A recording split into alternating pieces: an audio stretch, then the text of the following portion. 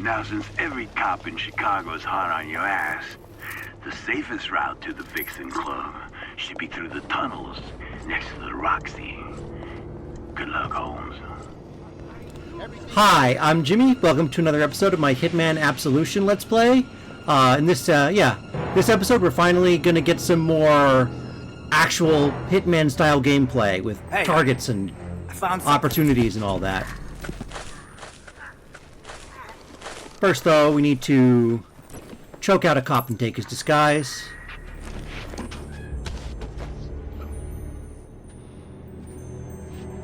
So yeah, this level, the first part of it takes place in a strip club, and not too far from there, there's this area where you see a lot of missing persons posters up, which is implies what's been happening with this particular club. It's a way of establishing that the villain we're about to take out is genuinely a bad dude involved in likely human trafficking. But we're after him specifically because he's linked up with a bunch of other criminals that are coming after Victoria, which is the girl we have betrayed the agency to protect. So we're going to go to the strip club to take out the owner and try and find out who he's working with. Grab some evidence off the roof of the car. And yeah, using instinct to avoid getting spotted. There's that gap. After you stop using instinct, there's a brief period where it doesn't show you if there's anyone looking at you or not. It's rather annoying because it's very easy to think you're in the clear because you don't see who's looking at you when you're using instinct. And then you come out of instinct, you don't realize it, but there's someone looking at you that's about to spot you, and you end up getting spotted right after you leave instinct because you think you're in the clear, but you're not. And I just wish they would take away that half second or three-quarter second fade in it needs to do. So here you can just walk in through the front door, but I'm gonna sneak up here because there is a piece of evidence we can grab, and also a silenced pistol and a key card, those are all useful items to have.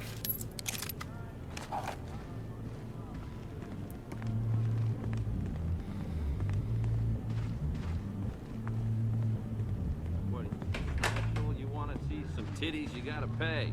Come on, man. Hank knows me. So here we are. This is the Vixen Club. When you get inside the Vixen Club, look toward the bar, because Dom, he likes to be where the action is.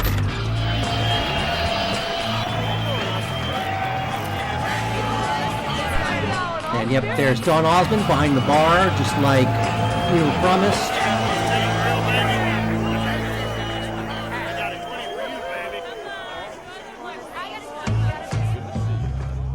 Hi, officer. Take a load off. And we're going to slip back here behind the private booths here.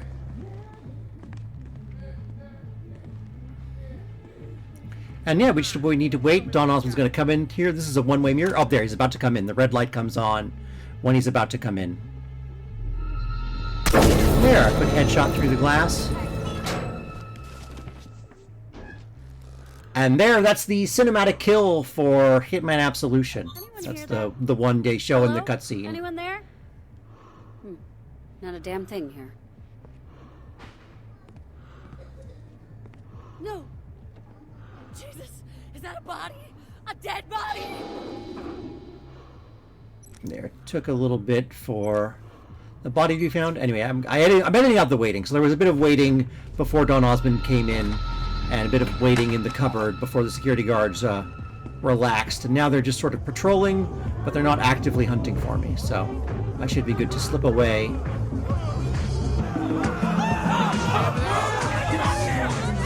The NPCs are a little unsettled, but not so freaked out that they're going to leave. So, classic Hitman. But yeah, this is a pretty good Hitman level. I've mentioned in the past, talking about Blood Money, that I'm not overly fond of levels with a lot of overt sexualized content. But that's just a preference thing. But sort of looking past that, this is a good Hitman level. There's a lot of interesting opportunities to take out Dom. There's accident opportunities, and yeah. So like I've said before, I think if more of Absolution were like this and less of it were, you know, sneaking from point A to point B, I think it would have been much better received. So, you know, I'm disguising myself as a worker at the strip club so that I can sneak my way to the next location. Okay, now that we've had a bit of a Hitman level, we're going to go back to sneaking from point A to point B. But, and yeah, use instinct to get by this guy. But yeah, there's going to be another Hitman level towards the end of this, another Hitman level-esque section at the end of this level, so.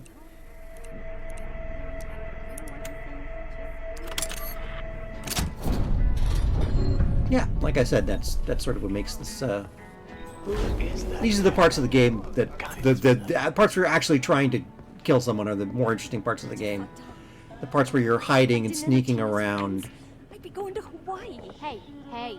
are not as fun, in my view.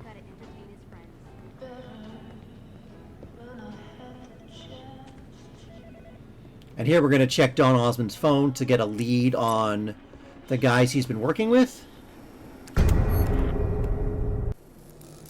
And there, now we're sneaking out of the club. And once again, we need to hide from the Chicago PD. And grab a knife to use as a thrown item for a distraction. What the? Better safe than sorry. Let's go. I live in the sorry. Here we wait for the first cop to come around.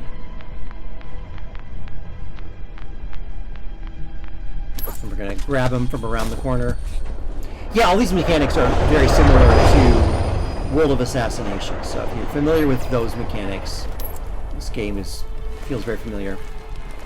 And here, this is a cop, but he's overweight, so we can't use his disguise, which is something they do in Absolution, but they don't do in any other Hitman game, as far as I know. Like, in other Hitman games, it's just, is the NPC a man or a woman? And if they're a man and they have a uniform, you can steal it. And if they're a woman, you can't. Don't really worry. They assume that Agent 47 can always fit in whatever outfit. But yeah, in this game, for whatever reason, they decide to have overweight characters and who have uniforms that Agent 47 can't use. Which is frustrating and means that we spend a little extra time here because we have to knock out a couple of cops before we get one with a uniform we can sell. And that's why I'm doing this. I'm doing this so I can get a uniform, so I can use instinct to sneak past the rest of the cops. There's probably a more efficient way to do this, but yeah, this is simple and it works and it's reliable. So this is what I'm using. Here, I drag this body slightly further to go into a different body dump.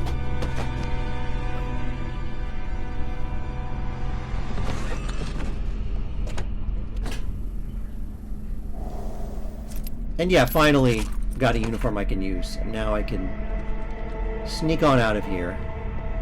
Got plenty of instinct from subduing those people, so it'll be no problem to sneak my way past.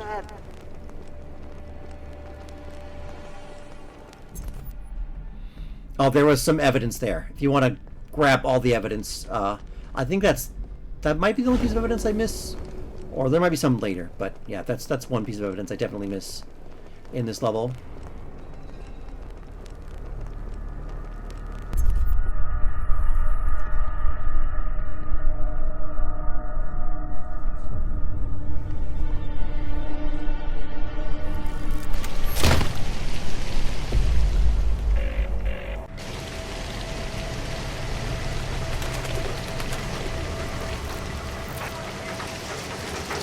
What? Hey, don't worry. No, I haven't seen anybody.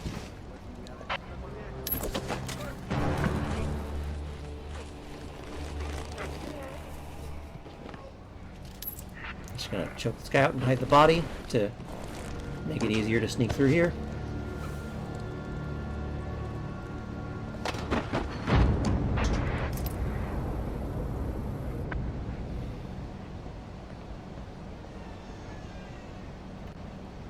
There's a convenience store employee. I'm going to knock him out so I can grab his uniform, which will make it easier to sneak through the convenience store.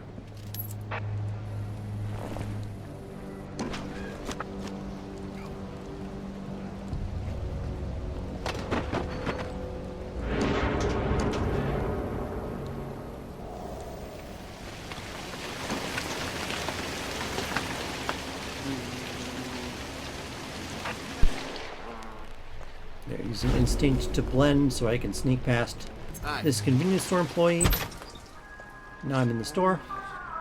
There's a fun opportunity here where you can disable the fire suppression system and light some fireworks to create a diversion. It's a fun opportunity, but if you have the convenience store uniform, at least on this difficulty, it's pretty easy to just sneak through here. So I'm not going to be using that opportunity, but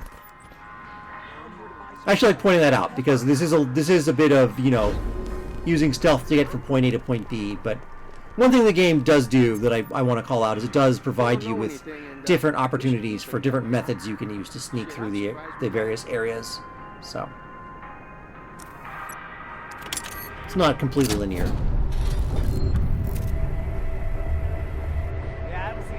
That's because somehow you're not. And the nice thing is now that since I'm in the convenience store uniform, I can just walk through here. The people looking here are all cops. They're not looking for a convenience store employee. They're looking for a man in a suit, or they're, you know, suspicious of other cops. But I have the right disguise to just breeze through this level. Now I just gotta wait until the cops aren't looking so I can pick this lock.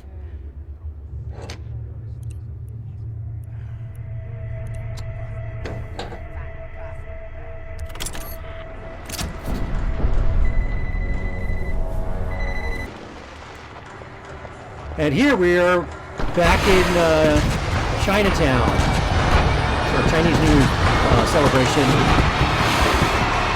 And we're looking for some henchmen working for a man named Wade. There are 3 of them, and we need to take all 3 of them out before moving on.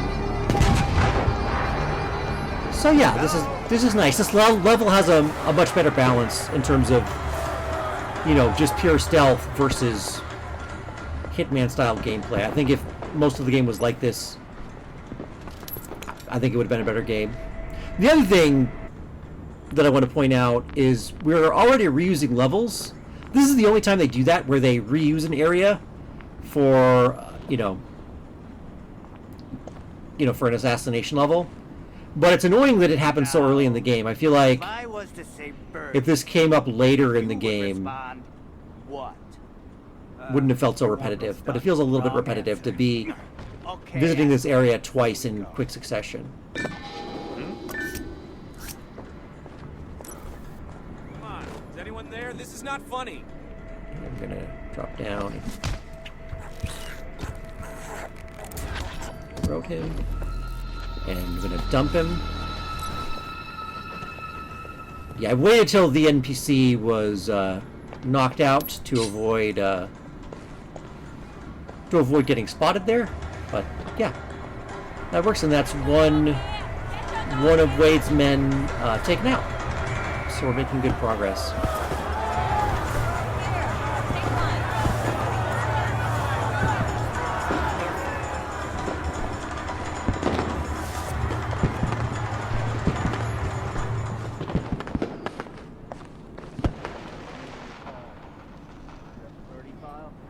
But yeah, that's another thing that World of Assassination does much better than this game, is reusing content.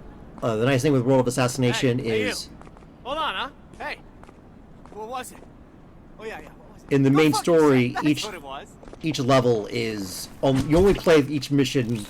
Each level only gets played once in the main story. And the only time they replay content is when you're doing side missions, or you're doing contracts, or you're doing escalations. You're doing some form of bonus content outside of the main story. Whereas in Hitman Absolution, you're being run through, you know, the same level twice. It's different each time, but basically the same level, same layout. So guess what I'm trying to say is it feels like there are a lot of little things that could have been changed or improved to make Hitman Absolution overall a better Hitman experience. Yeah, we'll see.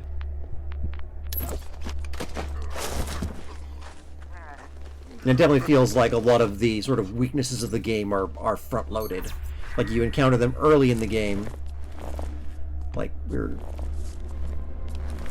were basically a quarter of the way into the game by the time we killed our second target. In a Hitman game is not great. You want to be taking out targets more frequently than that. And in future missions, we will be taking out targets more frequently. And we'll still have a lot of, stealth, using stealth to get from point A to point B, but it'll be broken up more and we'll have more targets to take out along the way. And like I said, this is the only time they repeat a level, so it's all going to be in new environments. So yeah, that's 2 targets taken down. They've both conveniently isolated themselves, and now we've got the third man to take out.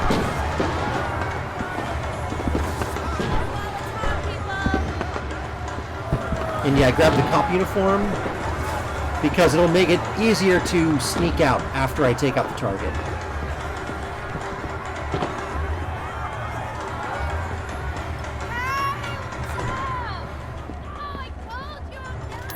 So here I'm going to drop the hammer, grab a bottle, toss the bottle there for extraction, walk back here and grab the hammer. And yep, while they're both looking the other way to investigate the distraction, I'm going to slip in here. And there's my final target. There's a fun accident kill setup here. He's smoking next to a gas pump, so if you can sneak in here and